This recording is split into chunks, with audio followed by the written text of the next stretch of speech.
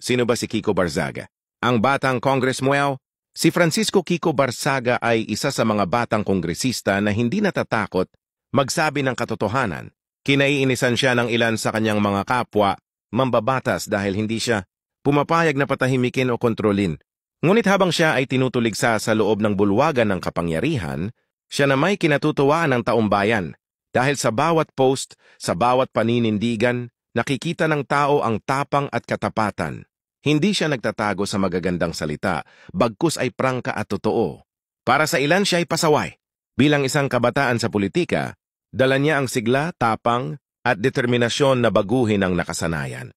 Mapanghamon, ang walang kinatatakutan ay maaaring mangahulugan din na handa siyang sumuong sa kritisismo, laban, o kahit sa mas matatandang politiko para sa kanyang paniniwala. Pinapakita niya na may mga prinsipyo siyang pinanghahawakan at hindi basta-basta natitinag sa opinyon o impluensya. Ang pagkatao ni Kiko ay maaring mailarawan bilang isang leader na puno ng tapang, prinsipyo, at paninindigan. Isang katangian na gusto ng marami pero kinakatakutan ng mga sanay na sa luma at maruming estilo ng politika. Bakit nakakabilib ang batang ito?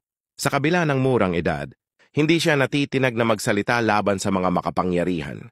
Ipinapakita niya na hindi kailangang matanda o veterano para magtaglay ng lakas ng loob. Tunay na paninindigan, hindi siya sunod-sunuran. Kahit may kapalit na batikos o pangamba sa kanyang posisyon, ipinaglalaban niya ang tingin niyang tama. Marunong siyang makipag-ugnayan sa publiko gamit ang social media at simpleng wika. Nagiging tulay siya ng gobyerno at ng ordinaryong mamamayan.